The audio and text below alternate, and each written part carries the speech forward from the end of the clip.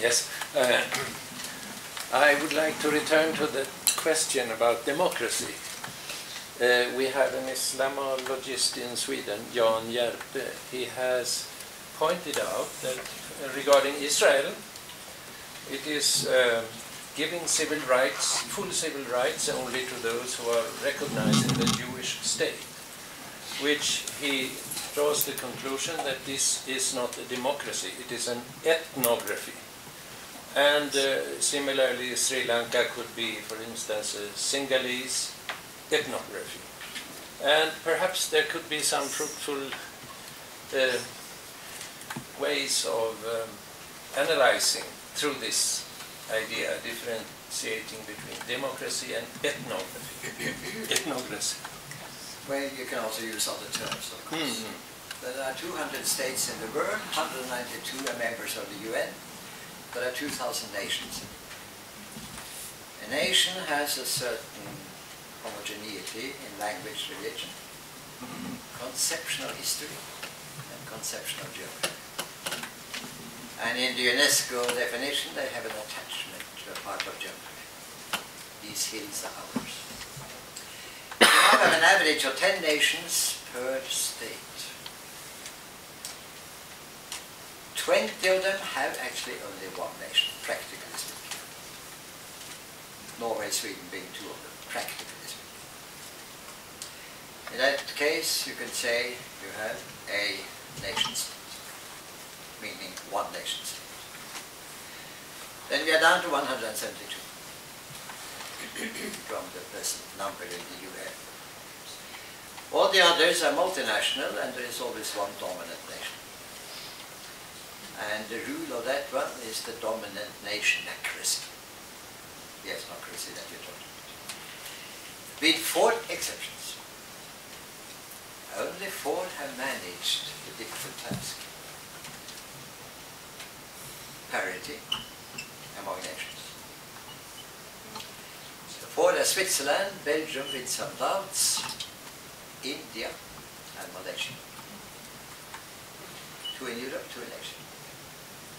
Their federations along national lines. I don't use the word ethnic because I always found that it is used about somebody else.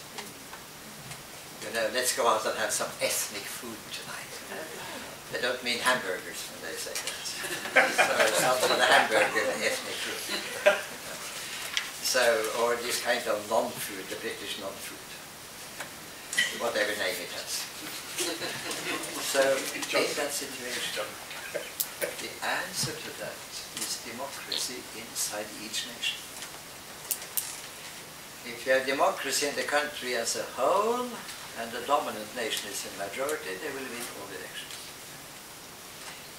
As important as democracy is not fake federalism. That means the borders are drawn according to national boundaries.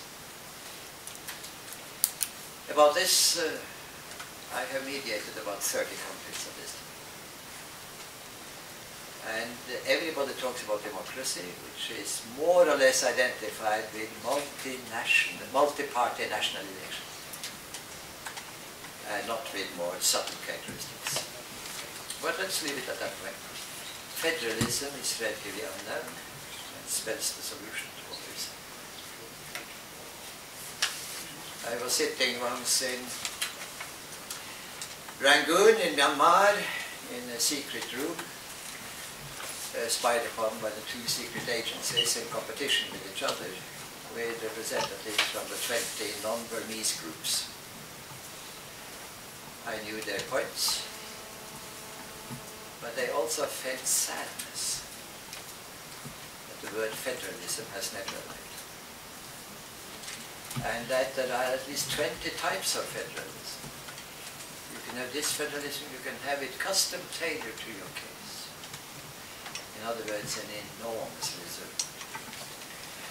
So we smuggled in my book on federalism and its application to Sri Lanka as a case. We did not succeed. But anyhow, the effort was there. So that's the kind of thing I come up with. Yes, I share your interest in Al Jazeera, and I think it's quite an interesting phenomenon in international media.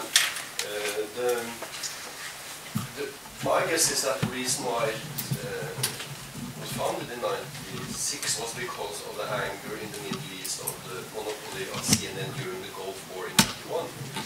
This is the diagnosis, and I mostly agree with your criticism, but not quite. I share your criticism when it comes to the solution point, but frankly, I think they're quite good at conflict sometimes. I was systematically watching during the attacks on Gaza, Al Jazeera, CNN, and BBC World, and I think they're quite clever in putting in the historical roots for the conflict, both in their news reporting and very much so in the commentary. So I think, but on the solution part, I hope they will improve as you. Thank you. You are definitely right when you compare to CNN and BBC. They just have too much propaganda machines, but it could be done better. There's still a lot more time to it. You see, when it comes to US media, we have of course had the gratifying experience. You have CNN, ABC, NBC, financed each one by major armament industry. Three major concerns have picked one network each. A book called The Fall of the US Empire and Then What is not exactly the book they promote, you can say. But right under that one you have Democracy Now. You have Amy Goodman. And suddenly she has a 40 minutes interview with me about the decline and fall of the US Empire on the edge. And now the book sells 700 copies in 1 week. And that's when we say, God bless America. Then she has a fundraising drive because she also has to be financed by somebody. And anybody who contributes get a CD with the interview with me about how to solve Afghanistan. So there is this and there is that. And imagine that in society finding other ways. So it's a question of finding those ways and trying to make use of them, thereby making it less monolistic. Now, in the debate we had in Johan about this, I think my point was the situation is even worse than you say. If you want to understand Israel, the road to understanding Israel passes through Vladimir Jabotinsky. Neglect Jabotinsky and you have understood the ideologies of Zionism. A brilliant Odessa Jew, absolutely brilliant. And his two major theses are, I'm a Jewish nationalist. We have sacred points, nothing in Gaza, but on the West Bank we have sacred points. If I were an Arab nationalist, I would like to take it off. The only solution is a wall of steel between the Jews. He is Likud's apostle and that wall of steel exists. So that is the soft side of Jabotinsky. Now comes the hard side. The pogroms, the violence against us Jews, is a humiliation. There's only one way to get out of humiliation. That's to be strong enough to humiliate others. It doesn't have to be the ones who humiliate us. Whereupon they are replaying the history of Jewry in the 1930s. Gaza was the war for ghetto. The oath that you were referring to, Johan, was exactly what the Hitler system was doing. They went through several stages, you see. The Wannsee protocol, that came much later. The first point was to get them out by putting them under conditions that they couldn't submit to. So no next year in Jerusalem. Unmitigated, not unmitigated, totally uncompromised loyalty to the state project. And somebody signed up. Somebody signed up. because they didn't quite understand what was happening, and they were on a line, a project called Being More German Than the Germans. So then comes up somebody very German called Adolf Hitler, so they go a little bit to the right of Hitler. Somebody did. Now, if you look at that,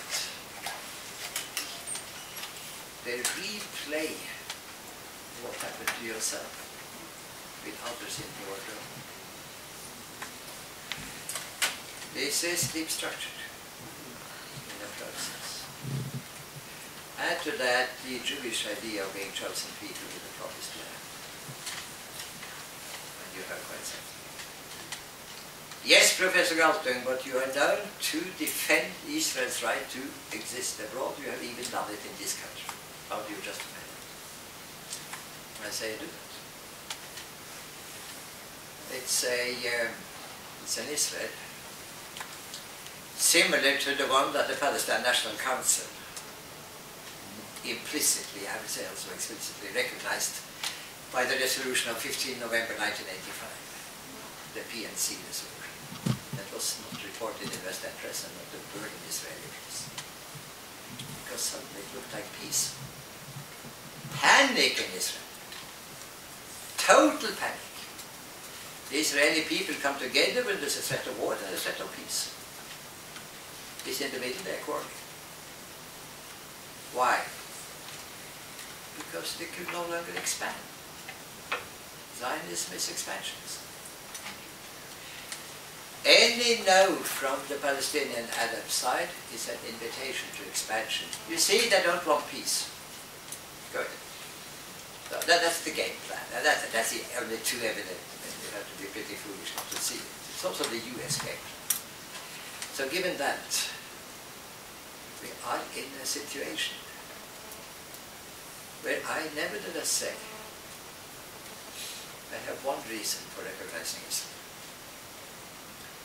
It is certainly not the facts on the ground that is to reward aggression. It's not that. Nor is it the suffering at the hands of the Europeans, particularly the Germans. That would have been an excellent reason for giving Baden-Württemberg to the Jews. It's about the same size as it's. And I was running up and down all of Germany in 1960 saying exactly that. Right, I mean, you know me, I say the unspeakable. If there is something unspeakable, trust me.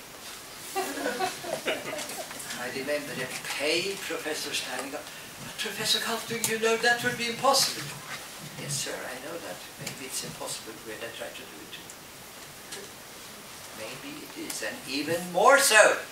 What right do we have to put the bill for our atrocities at the feet of the Palestinians? But I have a third reason, the myth. So, if you now assume, like I do, that myth is more real than reality. Because myth is sacred reality. We are still settled with the question, how big is the promised land? And if you go to the fourth book of Moses and not the first book of Moses, you actually find borders that more or less correspond to 1967. Not too bad. That Nostradamus, who was writing that one, had some insight in geopolitics. You can rest on that. But it's a myth. I need to celebrate all the myths. Any country has a myth. So I say, yes, I will take myths seriously. You have the very well-founded idea that you were running southern Spain, actually all of Spain from 711 to 1492. If I had something of power in Spain, I would certainly accept the invitation to celebrate Christianity and Islam in the Cathedral Mezquita of Cordoba. And the bishop who says that's not of a habit in this bishop would be due for retirement a little bit. Early retirement. In other words, there are ways of doing it, and the ways are not necessarily the same. Now the Palestinians have the idea that we are the original population. Well, maybe, maybe not. Maybe they also have a myth. So why not sit down and exchange one myth for the other? And simply say, here we go. Okay, I can say much more about this, just to indicate the way of thinking.